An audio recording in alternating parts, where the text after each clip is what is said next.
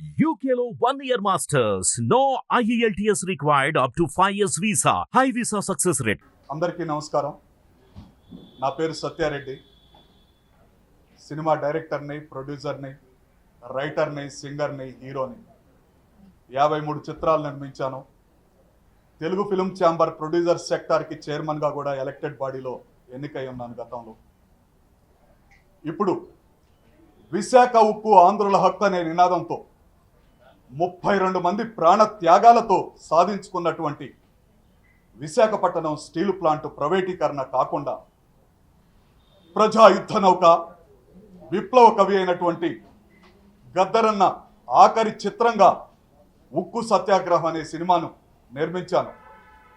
ఈ సినిమాలో విశాఖపట్నం స్టీల్ ప్లాంట్లోని అన్ని కార్మిక సంఘాలు, సంఘ నాయకులు, భూ నిర్వాసితులు ఈ సినిమాలో యాక్ట్ చేశారు. కానీ ప్రభుత్వానికి వ్యతిరేకంగా నిర్మించామన్న కొన్ని కారణాలతోటి సెన్సార్ లేట్ అవటం వలన మరియు గద్దర్ గారు మరణించడం వలన ఇంతకాలం ఈ సినిమా ఆగటం జరిగింది.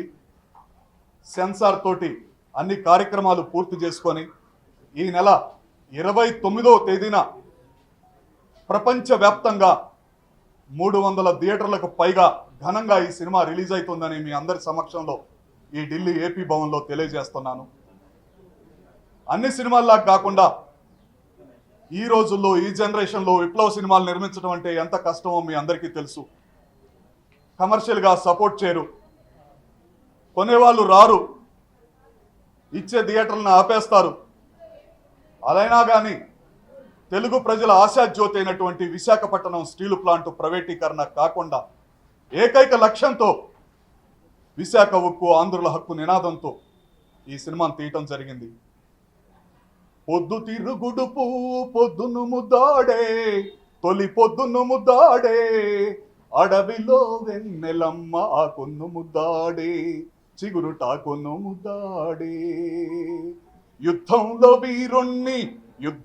వీరుణ్ణి తుపాకి ముద్దాడే, తూటాలు ముద్దాడే, ఒరిగిన వీరుణ్ణి భూమి ముద్దాడే, రణభూమి ముద్దాడే అంటూ కోట్లాది మందిని విప్లవ భావాల వైపు నడిపించి ఎక్కడ అన్యాయం జరిగినా తిరుగుబాటు చేసే విధంగా ఉద్యమాలు నిర్మించినటువంటి విప్లవ కవి గద్దరన్న ఆఖరి చిత్రం.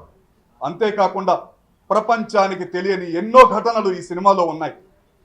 ఆంధ్ర రాష్ట్రం మద్రాసు నుంచి విడిపోయిన తర్వాత కర్నూలు రాజధానిగా వచ్చినప్పుడు ఏం జరిగింది, తర్వాత మద్రాసులో ఈ స్టీల్ ప్లాంట్ పెట్టాలని ఇందిరాగాంధీ గారు చేసినప్పుడు ఏం జరిగింది అనే చిత్రాన్ని విపులంగా కూడా గద్దర్ గారే రాశారు స్వయంగా. ఈ సినిమాలో 4 పాటలు రాసి పాడి నటించాడు. ఆయన చివరి పాట కూడా ఆయన చనిపోయే ముందే రాసుకున్నాడు. ఆయన చనిపోయిన తర్వాత ఆయన వారసులు ఎలా ఉండాలి, ఉద్యమాలు ఎలా నిర్మించాలని అవన్నీ కూడా ఈ సినిమాలో చిత్రీకరించడం జరిగింది. ఒక గ్రంథంలా, ఒక కళాఖండంలా, ఒక అద్భుత కావ్యంగా ఈ సినిమా ఉంటుందని ధైర్యంగా చెప్తూ ప్రపంచవ్యాప్తంగా 29న వస్తున్న ఈ సినిమాని ఆదరించవలసిందిగా తెలుగు ప్రజలను ఢిల్లీ మిత్రుల ద్వారా, పత్రికాధిపతుల ద్వారా, ఎలక్ట్రానిక్ ప్రింట్ మీడియా ద్వారా చేతులెత్తి నమస్కరిస్తున్నాను. Thank you so much. Thank you sir. Thank you sir. ఈ సినిమా